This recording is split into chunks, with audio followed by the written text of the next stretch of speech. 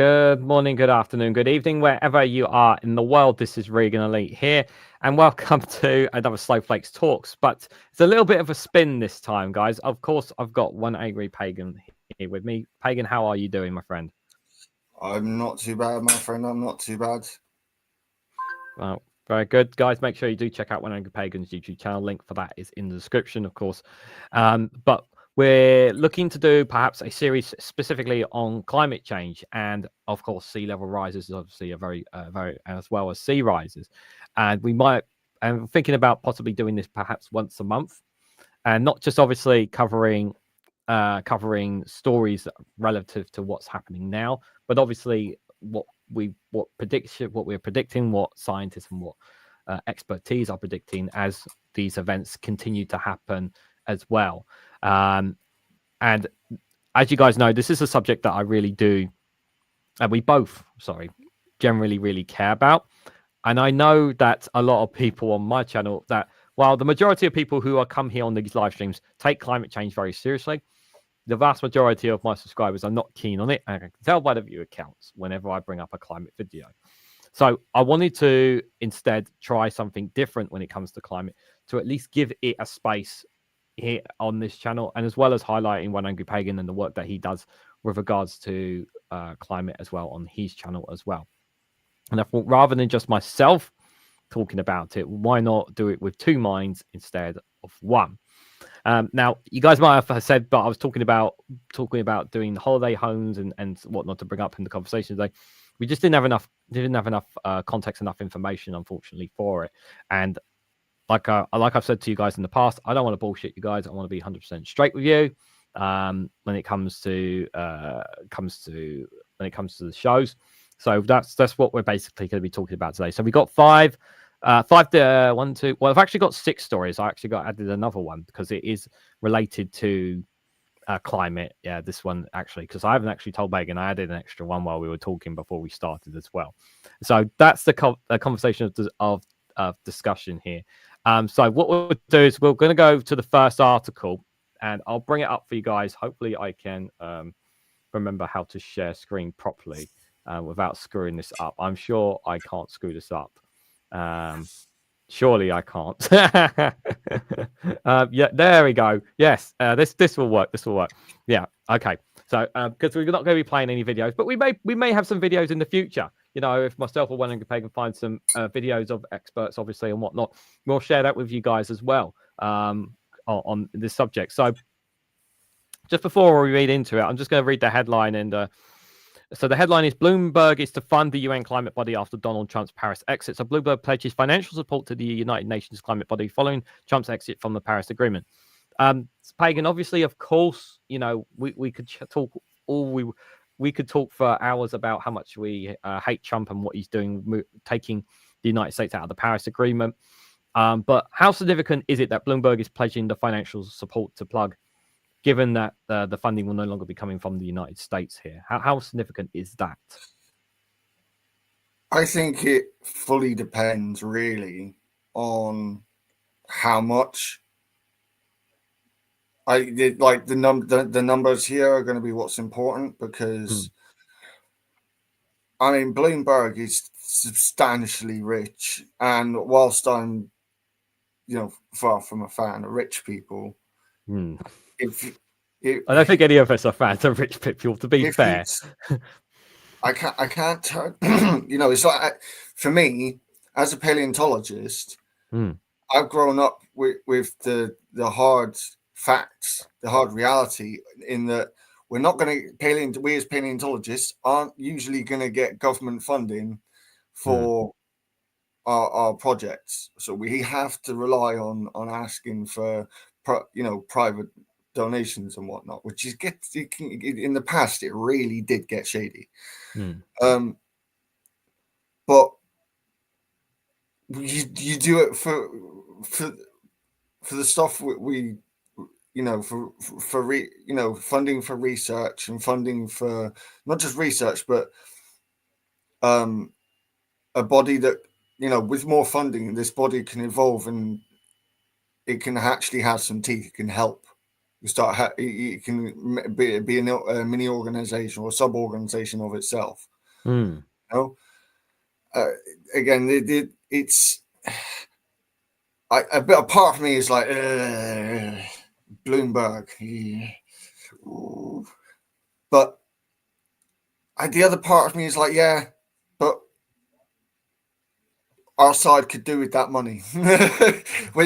On one side, you got the right, you get all the money, and on the left, you got no fucking money. So it's like,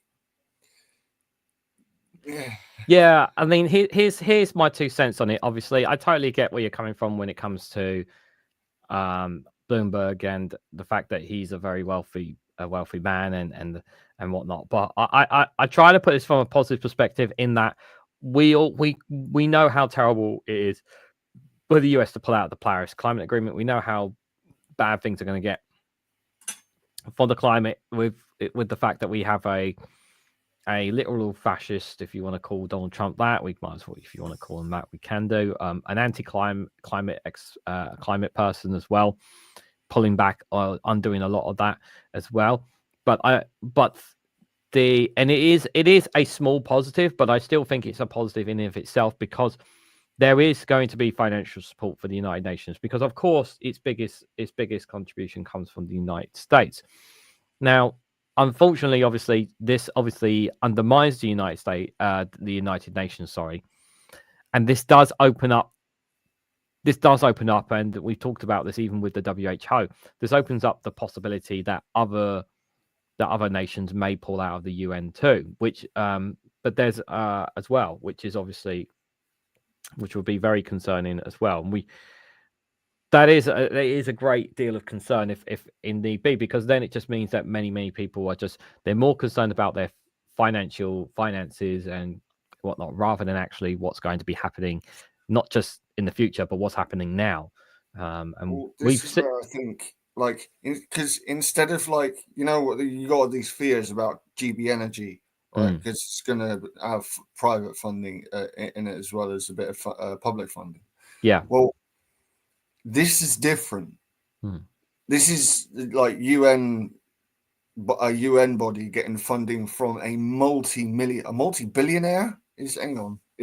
Multi-billionaire, yeah. He is a multi-billionaire, isn't he? So, yeah, I want that. Yeah, you know what?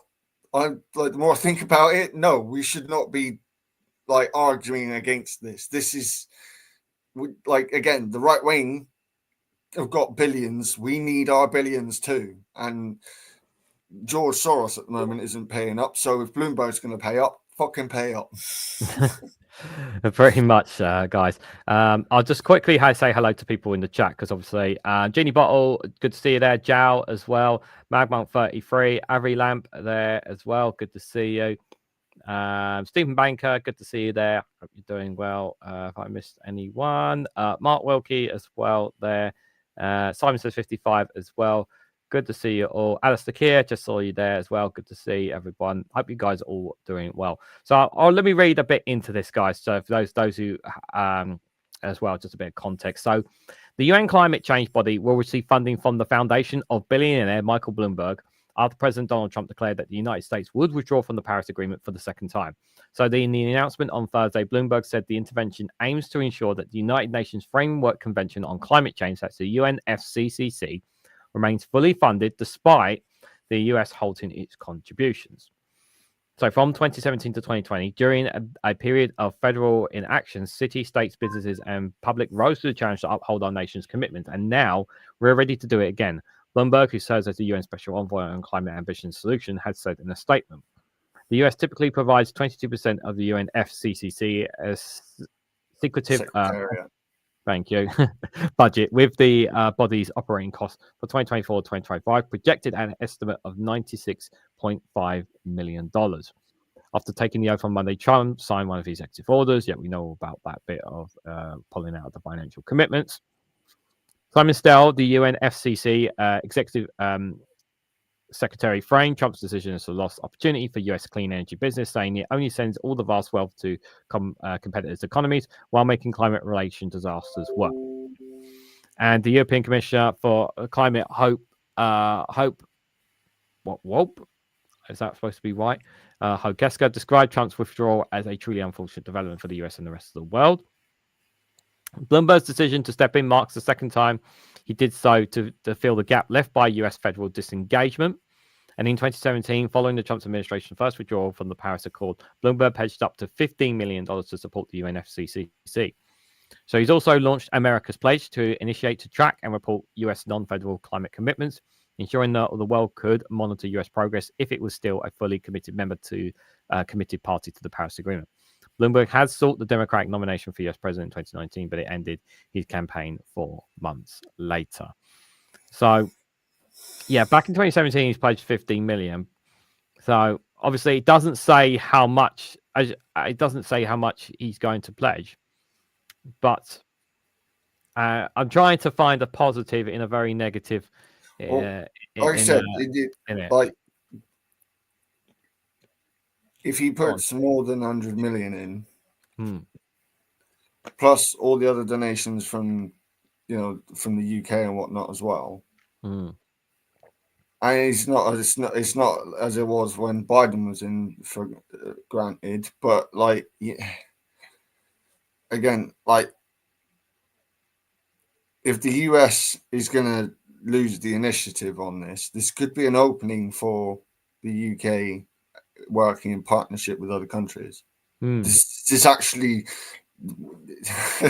I can't believe I'm saying this, but this actually could be beneficial for the rest of the nations, because the US are pulling out, so other nations could get more opportunities because of them pulling out in a weird sort of way. Yeah, the America's cornered. It started to corner the market on it. It started to make edgeways into cornering the market into it, and now Trump's going, nah, fuck it, it's useless. Right? Okay. Yeah. And with this, I'm like, in a weird way, because I've heard other people saying that the whilst the Inflation Reduction Act was good for America, wasn't so good for us. Yeah. And there seems to be a lot of talk around, talking to China a bit more on this, because whilst China, yes, are still using a lot of coal, they're more heavily starting to rely on green energy and developing, working with others to develop on, the small modular nuclear reactors. The modern ones that are actually safer and don't actually use plutonium or uranium. They use thorium. So I see what I don't know. I haven't seen the exact details of why Rachel Reeves went to Beijing, but this could be part of it, especially if Labour really want to try and start pushing ahead this green transition, because Ed Miliband still has not given up on it.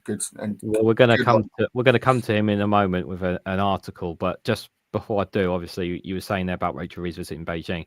I hadn't really thought about the climate side, the green side of it when she went there, but the thing is that the story you're going to bring up is kind of a bit of a difficult one to say that, but which I'll come to in a moment. But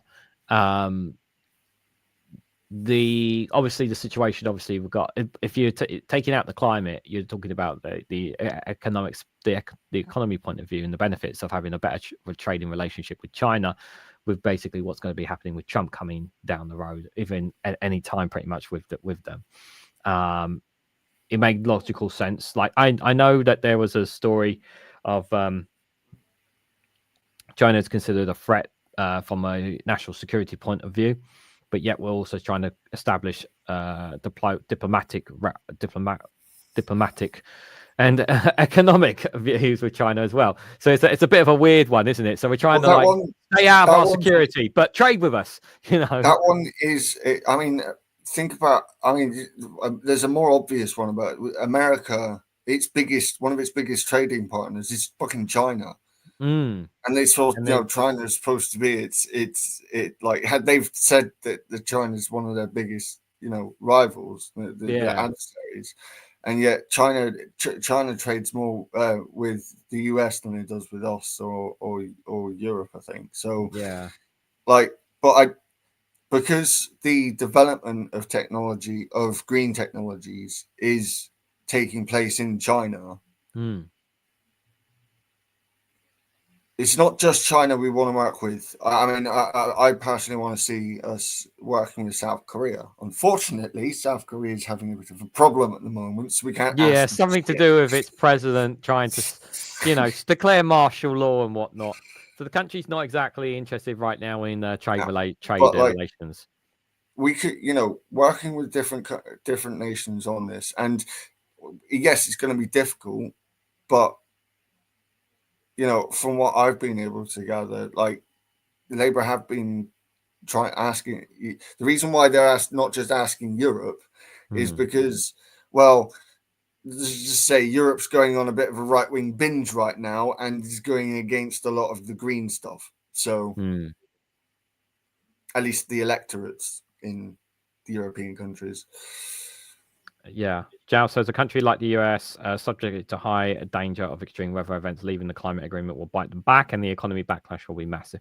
Yeah, they're going, that saying of it's easier to break things than it is to fix things, isn't it? It takes longer to fix things that are broken. And that's exactly what's going to happen. The extra thing on top of that really is that you've also got the fact that if the American economy breaks, considering how interconnected the American economy is to the global economy, all our economies are going to go haywire. And considering that Javier Milei of Argentina wants to dollarize, I wonder how his plans are going to go. Yeah, I think, actually, correct me if I'm wrong, but I think, I don't want to go too deep on it, but I think things have calmed down in Argentina after everything he's done. But I could be wrong on that. I haven't, here's the thing, I haven't actually found any specific news in Argentina, because normally you would hear it keep going, like protests and whatnot. And I don't know if it's just a case of the news is not reporting it. But I watched several channels that keep up with the, world economics and world politics sort of stuff.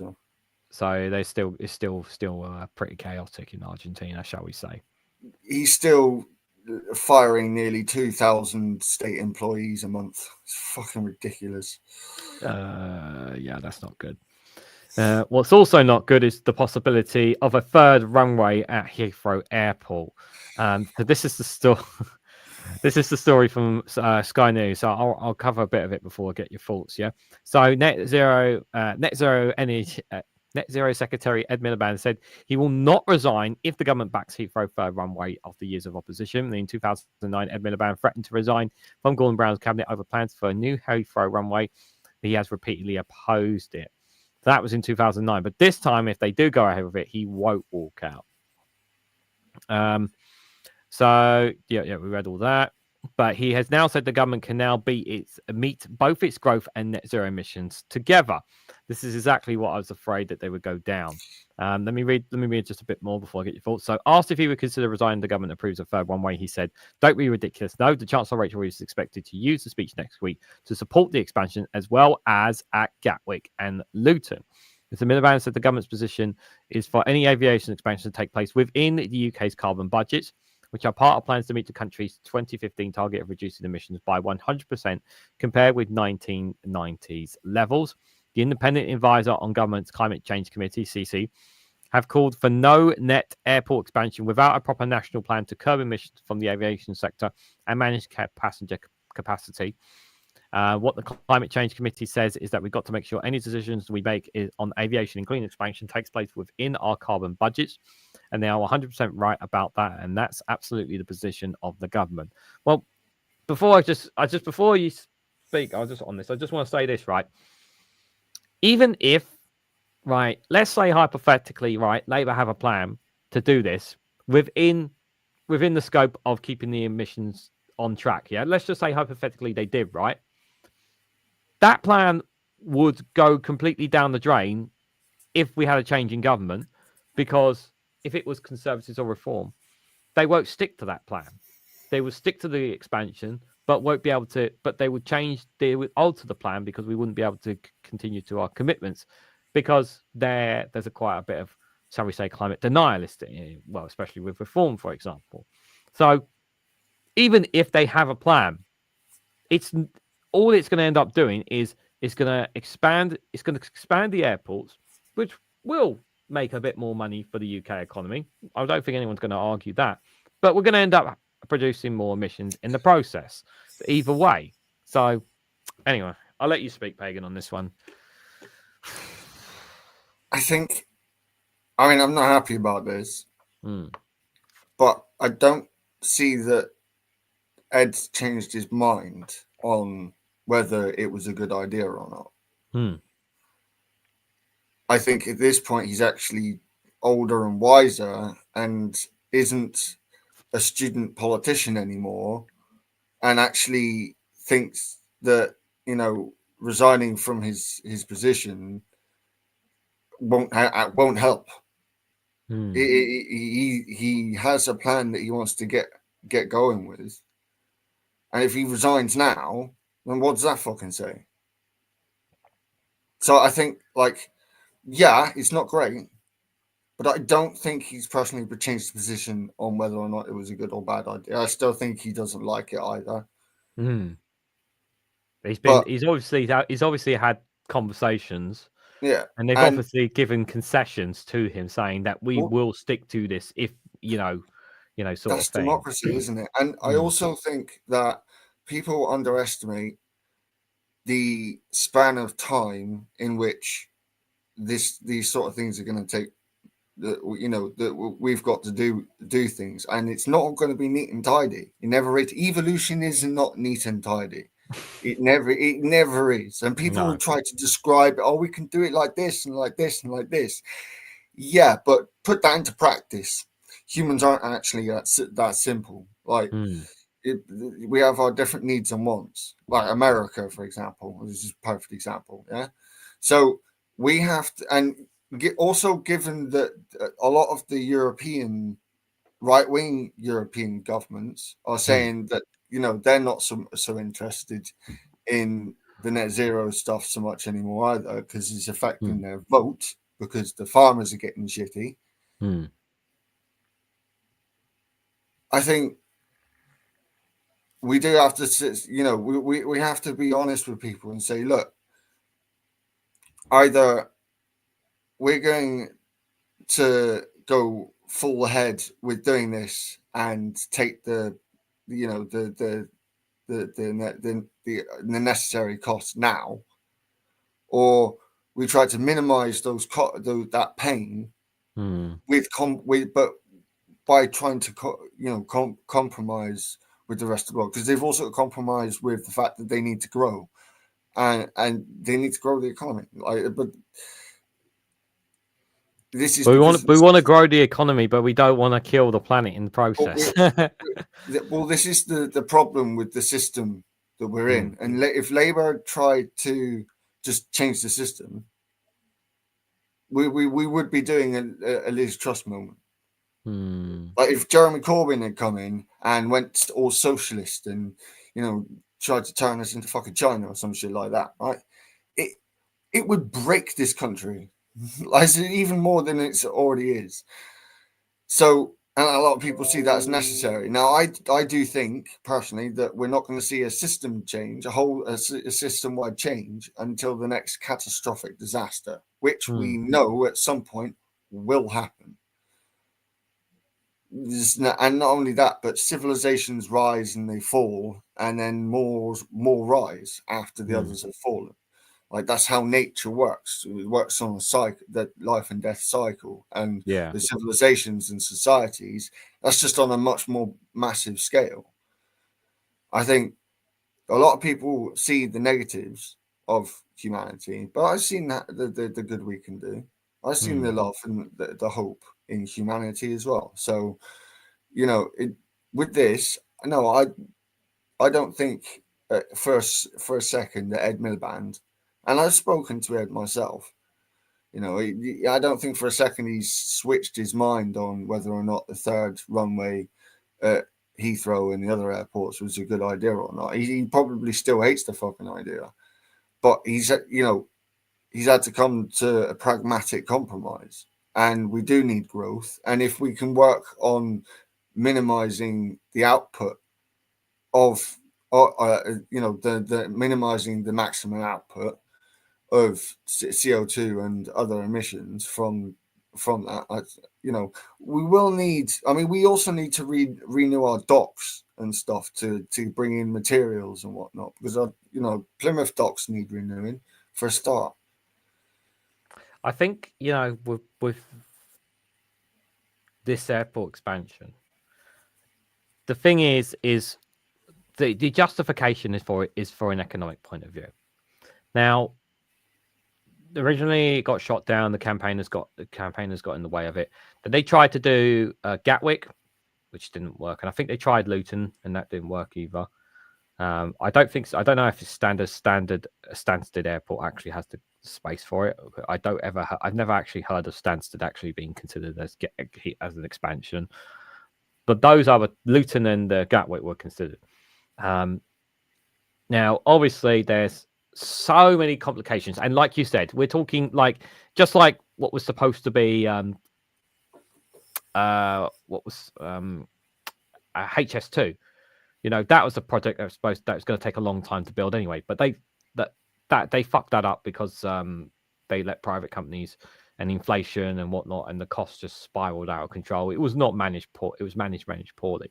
It was a multilateral fuck. It was really billions and billions of pounds. Well, I'd say billions, not millions. Billions was wasted, because the cost. It could have been done. It could have been done. We could have. Oh yeah.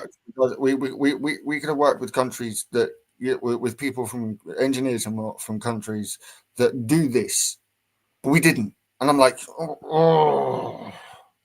Why do we need a bigger airport? The answer is always growth. Number 3. That's always the answer that they say. The answer is always growth. And bigger ports and airports. I don't agree with the expansion. I'm personally against it. My position personally is, why don't we reduce the amount of private airplanes that can come in and out of the airport instead, and look at increasing the schedule somehow or whatever. I'm not saying 24/7 flights. That's not what I'm suggesting. But can we not have a look at that again? Can we not look at that with all the airports to increase a bit of capacity or something? On top of that, though, you've also got to look at the limits that Labour, one, have put on themselves, and 2, that the Tories put on. That's fine, Mad Monk. You can keep mention. That's fine, Mad Monk. Don't worry. You carry on doing that. Sorry, carry on, Pagan. Sorry. You've also got to take on top of that Labour can't just do what they want. They are tied down by fiscal rules that Rachel Reeves put on her fucking self. But 2, which I think is a bigger one actually, is the damage that they've got to deal with first. Yeah. And they're going to have to try and get growth in ways that they would have preferred not to have done beforehand. But here's even the thing, right? That's just crossed my mind, right? We're talking about they're supposed to be looking after money, okay?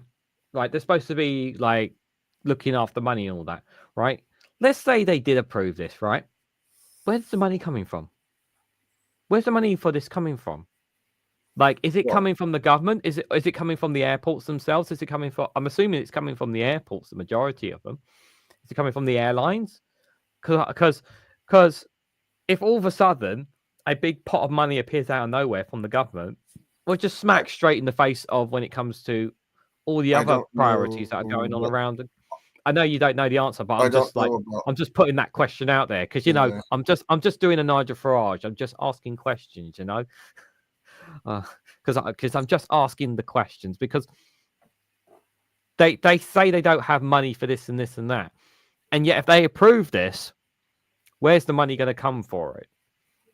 And if it comes out of the government, then I'll be like, well, you guys said you had no money. And I can see that it's more than likely going to be, a case of the government might put a small stake in it, but it'd be down to the airport and the the airline companies to fund it, and which they've been, from what I gather, they've been raring to do for a number of years. Money's there, they got the company that they want to do it, but yeah, that's not me talking up for it. By the way, I don't want to. No, we're not. We don't approve. Again, we don't approve of it, but we get why, because we don't approve of it in any way, shape, or form. But we also get why they are trying to big it up as well. And people should remember that the system we're in relies on the fallacy, and I say that again, fallacy of perpetual growth. Like, isn't that like nature shows us that doesn't happen? You grow, and then you have a down period where you trim off, and then you grow again. I mean, this boom bust thing does mirror the natural world more than people think, more than people are comfortable admitting. The thing is, if you try telling holiday makers they can't go on a holiday genie bottle, and I think what the majority of people who fly abroad would be saying. What doesn't see? That's a multilateral. But that's a culture thing. Sorry, it's a culture thing, really, that we embedded. Thatcher helped on that front, because, like, the area I'm living in, historically has always been one of the places to go on holiday in Britain. Torbay, the English Riviera, and now it's just yet another one of those rundown seaside resorts that the Tories let go to shit. So it's one thing to say, oh, we should get people doing, going on holiday more in Britain. I'm like, yeah, that'd be great, but we've got to build those areas back up first. Yeah. So I have no problem with investment going into seaside towns. So they're actually nice, cleaner, and arcades and back, and all these kind of things back up for activities for people going on the Golden Coast. I'm all for that. Let me read the rest of this, because I think this is really important. So he says, we believe we can meet our growth mission, a number one priority, and keep within carbon budgets, and indeed that our clean energy mission is crucial and essential part of meeting our growth mission. Far from being in contradiction, they are absolutely complementary. This is a key part. He refused to say whether the country could still reach net zero if Heathrow gets a third runway. I'm not getting into speculation about specifics like that. That's not very good. What I'm saying is that aviation is part of economic growth, and it has to take place within our carbon budget. And that is accepted right across government, because we have a legally binding carbon budget. Mr. Reeves dropped a heavy hint at Thursday, the World Economic Forum. Yeah, as well. Mayor of London, Sadiq Khan, has stood his ground after winning the third term last year, promising to oppose London airport expansions. He says, I'm quite clear my views on the expansion of Heathrow by a new runway haven't changed, he said.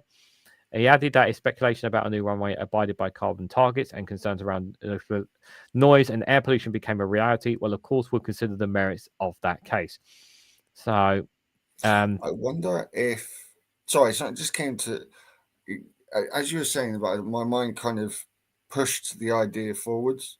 And I did wonder if the idea is we do this now to gain the growth that we need, so that once we've got that growth and we can start properly investing in public infrastructure like trains, more train lines and trains and whatnot, we can then cut back on the airlines. You need to get to a certain point. You need to break a few eggs to make an omelette, essentially. I do see the dangers. There's major dangers. Reform or conservatives going in power. But the problem is nothing has been done for so long, in part because of the attitude of, oh, but there's these dangers. Yeah, they haven't built. They haven't been building any infrastructure projects they haven't been building any infrastructure projects. What's the last major one that actually paid off? Was Crossrail. That attitude of there might be dangers is one of the biggest reasons why, because the Bank of England won't let out the fucking funding for it. Yeah, Thames Water should be public like every other water company, Mad Monk. I've got no arguments against that. But again, again, I don't think people quite understand just how much has been broken in this country and how much labor gonna have to do a bit of dirty work to try and get us back to a position where we can say we can stand there and do what Zhao was just saying there and invest in cleaner environment. Yeah, that's all well and good, but they need to get that growth coming in first. And to be fair, we have got the highest investment into this country that we've seen in a very, very long time. And that is on my job list. A UBI live stream number 3 is on my job list. I will come to do that at some point. Again, we need to be we need to get back to. It's not like Labour coming in at the end of the Major years, which were bad enough, but later Major managed to put in some things to stabilise the economy after Thatcher that left Blair with a bit of a cushion. They don't have their cushion this time. Like people have, I've heard people say this on the left, and yet they still go, "Oh, why can't they pay for it then?" So why do we tax the rich? Oh, do you want major capital? We've already got capital. We can deal with some capital flight, right, which is going to happen, but we can't deal with we can't deal with just scaring off all of the rich people. We go back to the Bloomberg article earlier. We do need some rich, like if we can entice some rich people onto our side, it'd be fucking great. No, there is that. There is the group that the Green Party go on about, a campaign group that of millionaires and billionaires. I don't know how many billionaires in it, but wealthy people who basically say they want to be taxed. Well, then these people need to be contacted by, people like Navarre Media, people who've got some punch with getting hold of people like that. Well, they're supporting the Green Party because the Green Party have mentioned them, but the problem is obviously mainstream media don't talk enough about them. But you're right that media's outlets don't talk enough about them. Let's move to the next story, because this is obviously a story that one weather event that one terrible tragic event that's been taking place for quite a while, and obviously we're very concerned about the whether, I mean, the fear is, of course, is that I'm using the wrong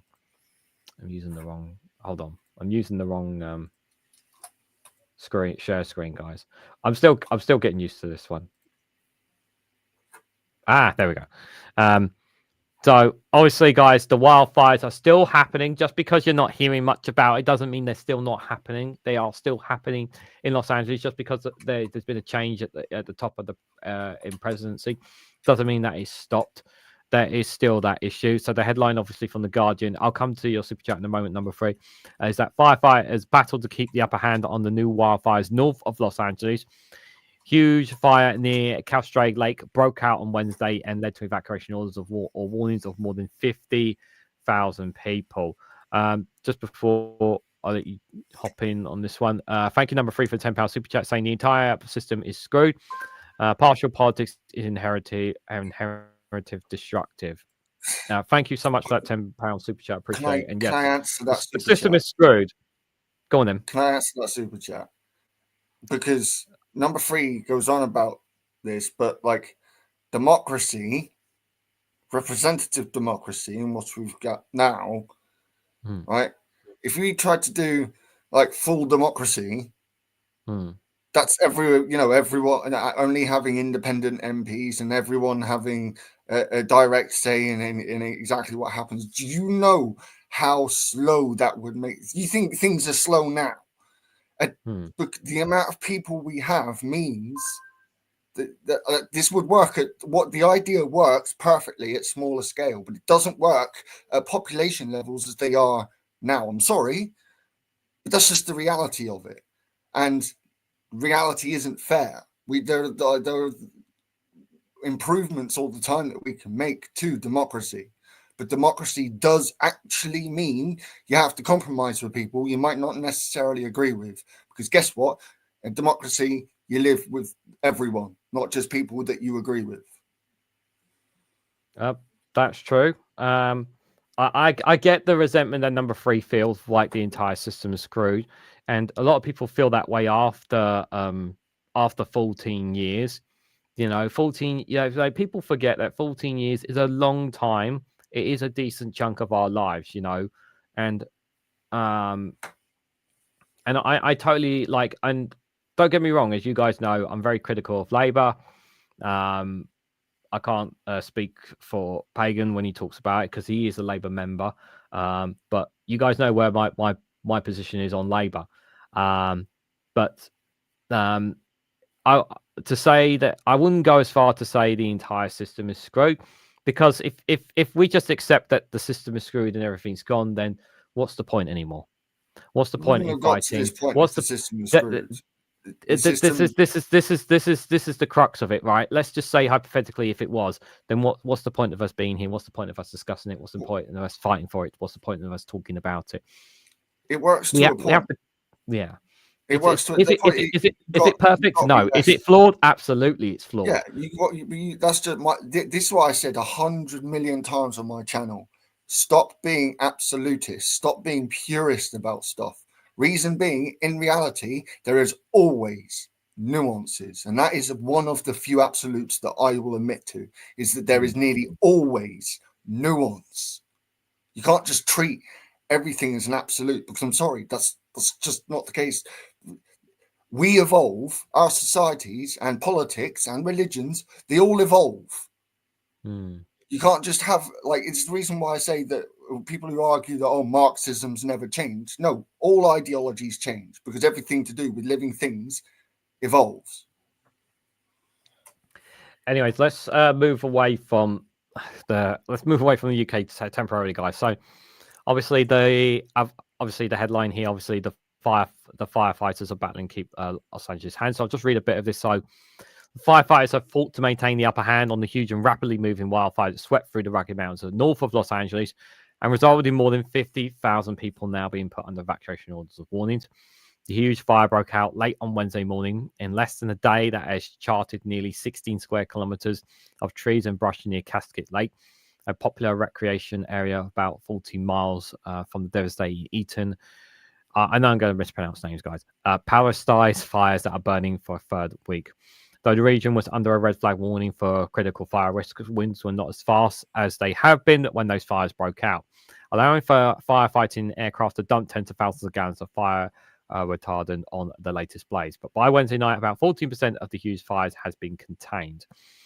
Late on Wednesday, a new 40-acre brush blaze dubbed I'm not even going to say that name, started near Interstate 405, the country's busiest highway, as well as the Getty Museum and the neighborhood. Say again? Is it Sepulveda fire? Sepulveda, probably, yeah. Sounds like a Sith Lord or something from the Jedi. And the neighborhood of Bel Air. Oh no, not the Fresh Prince of Bel Air. By early Friday morning, firefighters said they had contained it. The situation that we're in today is very different from the situation we were in 16 days ago, the Los Angeles County Fire Chief Anthony Marone has said on Wednesday evening. So red flag warnings were extended through 10 a.m. on Friday in LA and Ventura counties. Officials remain concerned that the fires could break their containment lines as firefighters continue watching for hot spots. An evacuation warning was issued for Sherman Oaks, where there was an approximately 10-acre, 4-acre brush fire burning on the Sao Paulo Pass. And the blaze was first reported just after 11 p.m. on Wednesday. So, although it's not as bad as the first fires, it's still obviously they've managed to hold back these ones at least. So that's a good thing at least. At the moment, I've not heard at the time of this. I've not heard. I mean, we've heard Republicans basically threaten to withdraw funding, or they should withdraw funding, or whatever from the blue state because of the way they've handled this and whatnot. As far as we're aware, no funding has been withdrawn. As far as I'm aware, of support that they've needed to help tackle these fires. As far as I'm aware. Somebody mentioned it, but I don't think I've heard it in an official capacity. So not in an official capacity that we've heard it. absolutely, the firefighters will be absolutely exhausted. Using prisoners, man. Half of these firefighters are fucking prisoners. It's been brutal for them, guys. It's been brutal. It's you know, I really feel for people in Los Angeles and for Los Angeles. You know, I've been to Los Angeles. I remember when I went to it. I've been to it a couple of times because I have an uncle who lives in California, and it's a really lovely place, believe it or not. And I'm just thinking of some of the places that I've been to, and now they're not, and they're all up in smoke as a result of this. But what's more heartbreaking, and I've talked about this before, guys, is so many lives have been destroyed, and are these people going to get the support they need? We know a lot of insurance companies are screwing them over by not compensating them, paying out for them, because obviously bought house insurance, and for some reason some of these companies are not giving them the fucking money they deserve, which is outrageous. We need, obviously, I really do hope that people help out these families and people with the exception of the rich and the wealthy who complain about their second and third homes burning down. We're talking about those who don't have lots of wealth, the ordinary Los Angeles citizens who have lost absolutely everything in this. What are your thoughts so far on what they've been doing over there, Pagan? Not so much the U.S. government, but the state of California, the mayor and the fire department, what they've been doing. I mean, the fires have been that harsh that the capacity that they did have has been, whilst in some areas that the water infrastructure has been is a bit shit. There are other areas where it's not, and yet the firefighters still have the problem where there's multiple hoses using one source, like the pressure that comes out is bugger all.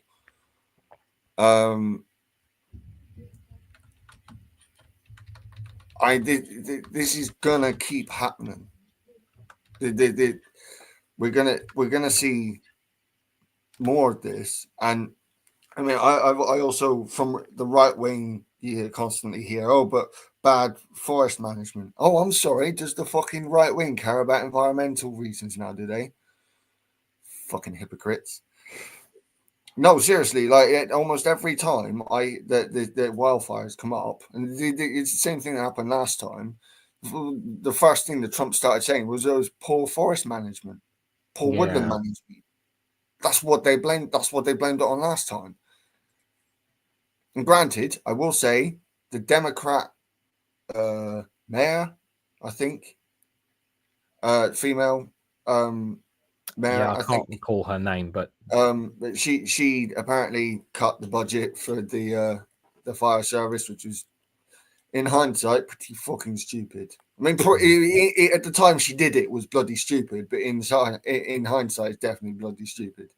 Yeah, all the money in Hollywood. Yeah, imagine if they just decided, you know what, let's put some of that money in Hollywood towards, all these homes, for people. Did you see Dick Van Dyke get rescued? The beginning of the second day of this or something, like apparently he made a giggle out of it as he was getting under the helicopter. It was like, oh, I thought I could sort this out. Oh, no one's blaming the people of LA, Joe. The politics that allowed land development as they did are to blame. Yeah. Is it really land development that is at fault? Yes. Or yes. Are we sure it's not? Yeah, more preparation, more preparedness. No. You've also spoken in the past, Joe. You've also spoken in the past, in particular here, about the kind of homes that we should be building to protect ourselves. But do you also think that that's a factor into it too? Yeah, that like a lot of these houses are made of fucking wood, but you could say that about like half of America, if not more. Yeah, that's true. I mean, you can say that about the Americans who live in Tornado Alley. Like, why do you build out of wood? Well, so yeah, I mean, it goes to a point I've also been making is that our planet is constantly changing. Again, it goes to another point I brought up earlier. The fallacy of permanence. Nothing's fucking permanent. Sometimes, for the most part, geological and climatic events are usually really slow, but on occasion they come at us really fast, and when we add to it, it doesn't help. This kind of thing is going to happen. I mean, we saw was it not last year before with the wildfires over here in London, and that was pretty brutal. We're likely to see more of that. I mean, we do see every now and again we see a fire down here, but not usually that big. But we are likely to see, in America especially, because there's a point that Zhao makes about land right, the land acquisition, land rights and whatnot, is that a lot of it that it's being put to poor agricultural use. Like they put it to agricultural use, but it's wasteful agricultural use. The Rio Grande, is barely even reaching the sea now. And in parts of the year, it doesn't reach the sea now. It was one of the biggest rivers in the west of America. It barely reaches the sea now. And a lot of that is directly because of the poor agricultural farming practices of Western America. And it's the same thing is starting to happen on the other side of the Rocky Mountains. So people are seeing that over here. Like, we start, damaging the water sources, and we start making the soil no longer has any nutrients in it. Yeah, no wonder we're going to have a problem farming. Yep. Based on the time, guys, we weren't going to do a long stream today. So we'll do one last article here, guys. So this one is from the BBC. So we'll either save these articles, save the rest for next month or next couple of weeks, or in a few weeks, or we'll probably have new ones by then anyway. But this once again reinforces that the ice caps are melting. A giant iceberg is on a crash course with an island, putting penguins and seals in danger. Rather than I'll just read a little bit and then I'll show you the pictures because they've got this up on maps and that. So the world's largest iceberg is on a collision course with a remote British island, potentially putting penguins and seals in danger. The iceberg is being northwards from Antarctica towards South Georgia, a rugged British territory and wildlife haven, where it could ground and smash into pieces, and it's currently 173 miles, that's 280 kilometers away. So countless birds and seals have died on South Georgia's icy coves and beaches when past giant icebergs stopped them feeding. Icebergs have inherently dangerous. I would be extraordinarily happy if it just completely missed us, the sea captain Simon Wallace told BBC News, speaking from South Georgia's government vessel Pharos. So this is the RAF recently flying over the vast iceberg as it neared South Georgia. So if you can literally see in that picture just how big it is. It is fucking huge. Around the world, a group of scientists, sailors, and fishermen are anxiously checking satellite pictures to monitor the daily movements of this queen of icebergs. It is known as A23A. It's one of the world's oldest. It's carved or broke off from the Flintshire South ice shelf in Antarctica in 1986, but got stuck on the seafloor and then trapped in an ocean vortex. And finally, in December, it broke free and it's now on its final journey, speeding into oblivion. The warm waters of North Antarctica are melting and weakening its vast sides that extends up to 1,312 feet. That's 400 meters, taller than the Shard in London. It once measured 3,900 square kilometers, but the latest satellite pictures showed it is slowly decaying. It is now around 3,000 square kilometers, roughly the size of an English county of Cornwall. And the large slabs of ice are breaking off, plunging into the waters around its edges. The A23A could break into vast segments any day, which may then hang around for years like floating cities or ice cruising uncontrollably around South Georgia. So this is the iceberg visibly from space. So here it is here. So there's the South Georgia, the British territory there. There's the iceberg there. You can see it's a tiny little dot from the NASA pictures there, sort of view. But even so, the fact that you can actually see it from space is pretty tells you everything you need to know about the size. And I'm just going to scroll down here because there's a very good one here. This is the iceberg A28 2,000-mile journey here. So you can see in the corner there from where it's broken from and how it's moved. So the iceberg Carlton finished ice shelf in 1986. Been stuck on the seafloor, and then it got stuck on the seafloor for another 30 years.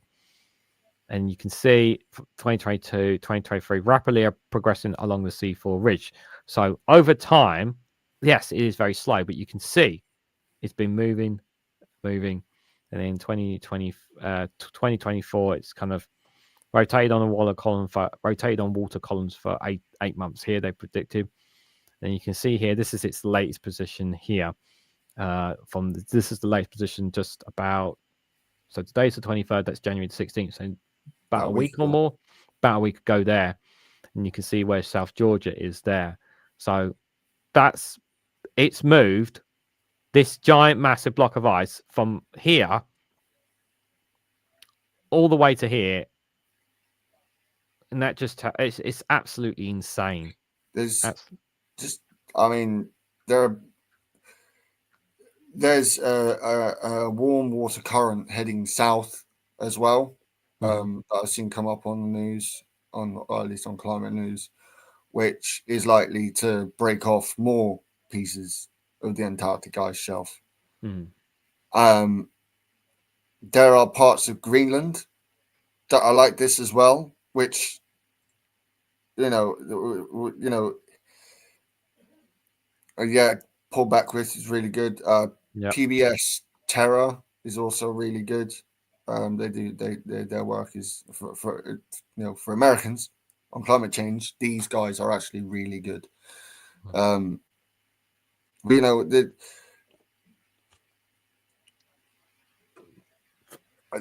We're gonna see stuff like this happening more and more often. I mean, the north, the Arctic is seeing less and less ice coming back every winter, but off Greenland itself, you do have some ice shelves that stretch from the land off just off the coast, and more of that is starting to break off.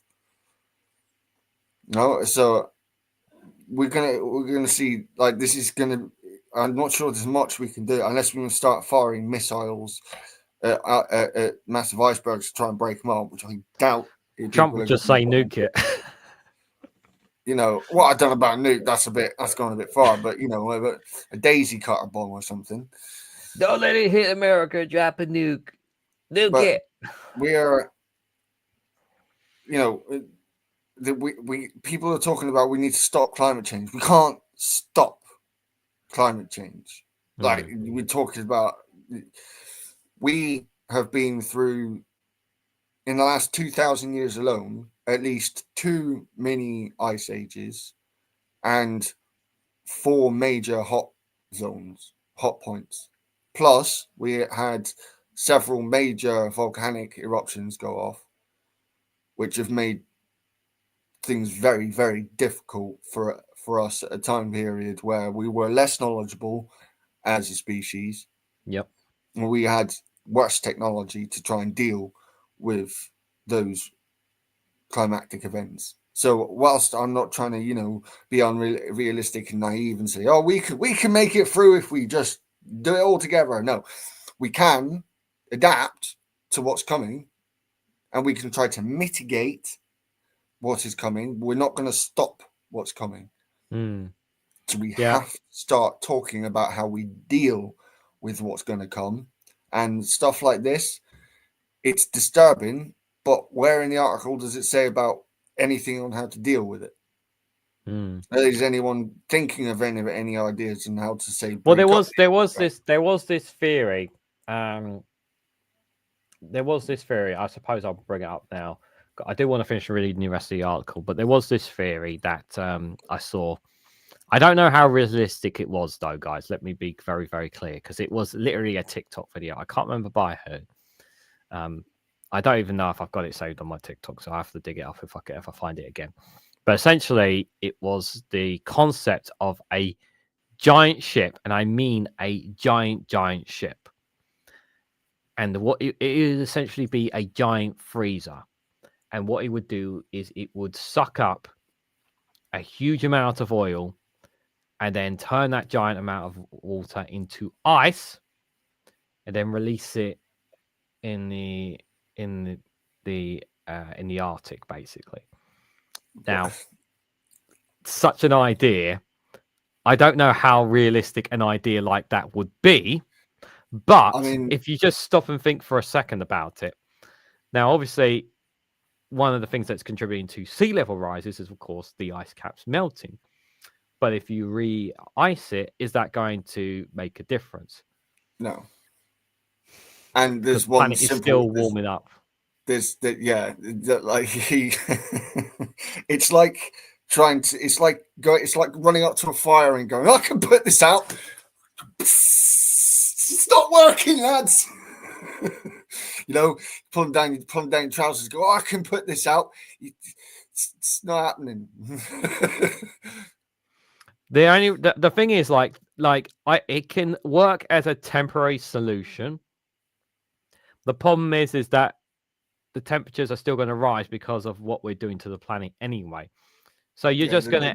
So the same ice that you put out there, these giant chunks of ice that you put out there on the Arctic, Antarctic, whatever... It's just going to end up melting. They're going to end up melting. You're going to end up doing it over and over again. It's just there's the least energy efficient way of trying to solve the climate crisis. I think it's a plaster problem more than anything, if I'm honest. It feels like a plaster problem. It's more of a problem than it solves, if I'm perfectly honest. All right, let me finish reading this up, guys, as we're going to wrap up soon. So this isn't the first huge iceberg to threaten South Georgia and Sandwich Islands. In 2004, the one called A38 grounded on its continental shelf, leaving dead penguin chicks and seal pups on the beaches as massive ice chunks blocked their access to feeding grounds. The territory is home to the precious colonies of king penguins and millions of elephants and fur seals. South Georgia sits in Iceberg Alley, so impacts are to be expected for both fisheries and wildlife, and both have a great capacity to adapt, says Mark Bleacher, marine ecologist who advised the South Georgia government. Sailors and fishermen said icebergs are an increasing problem. In 2023, one that called A76 gave them a scare when it came close to grounding. Chunks of it were tipping up, so they looked like great ice towers, an ice city on the horizon, said Mr. Bleacher, who saw the iceberg whilst at sea. Those slabs are still lingering around the islands today. It is in bits from the size of several Wembley stadiums down to pieces of size of your desk, said Andrew Newman from Argos Forensics, a fishing company that works in South Georgia. Those pieces basically cover the island. We have to work our way through it, said Captain Wallace. And the sailors on his ship must be consistently vigilant, and they have searchlights on all nights to try and see the ice. You can come from nowhere, he explains. A76 was a game changer, according to Mr. Newman, with huge impacts on our operation on keeping our vessel and crew safe. All three men described a rapidly changing environment with glacial retreats visible year to year and volatile levels of sea ice. Climate change is unlikely to have been behind the birth of A23A because it was carved so long ago, before much of the impacts of rising temperatures that we are now seeing. But giant icebergs are part of our future as Antarctica becomes more unstable with warmer oceans and air temperatures. More vast pieces of the ice sheets will break away. Before its time comes to an end, A23A has left a parting gift for scientists. The team with the British Arctic Survey on the Attenborough Research Festival found themselves close to the A23A in 2023. Sorry, that was the boat that was going to be called Boat Face and got called Sir David Attenborough instead. Oh, yeah, that sounds more reasonable. The scientists scrambled to explore the rare opportunity to investigate what mega icebergs do to the environment.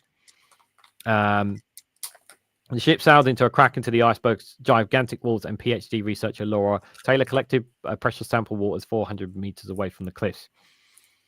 I saw a massive wall of ice way higher than me as far as I could see. It was different colors in different places. Chunks were falling off. It was quite magnificent. She explains from a lab in Cambridge where she is now analyzing the samples. It would be a magnificent thing to see it actually like in a ship, and to see if you just literally look up and all you see in front of you is just this massive white wall of ice.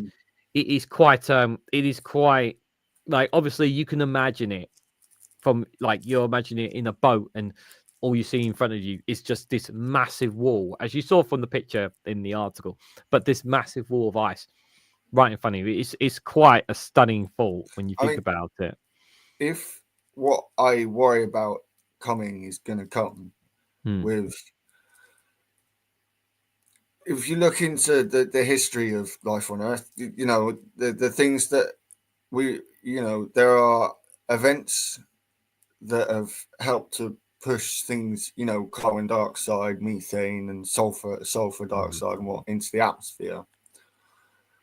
But then you get another big event happens on top, which just puts the cherry on top. I mean, I'm waiting for a caldera volcano or one of the big volcanoes to pop off to really add to it. I mean, one of the things that I learned is that we've cut down on the amount of sulfur that we're emitting into the atmosphere a lot since the 1970s.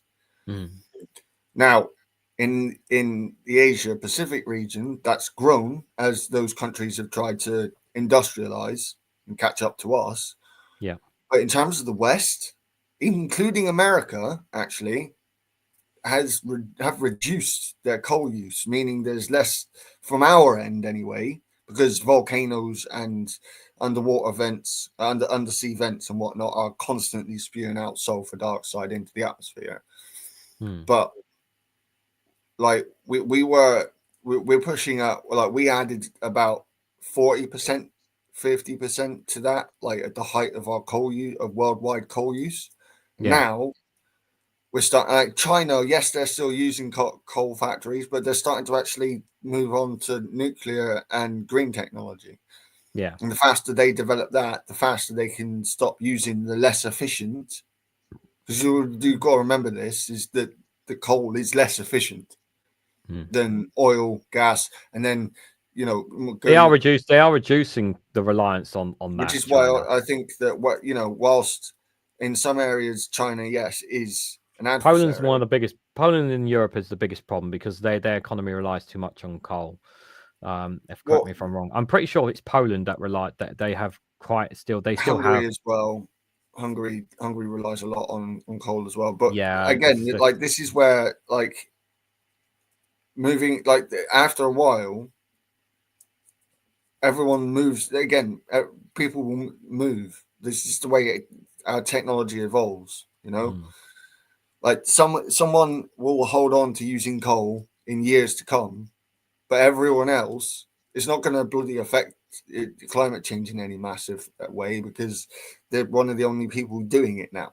Yeah, you know, it's all about scale. It's all about, you know, the scale of things, and I don't think people really are able to take into account the actual scale of these things and think that just our small little footprint can have this massive effect. No, like all of our footprints together, yes.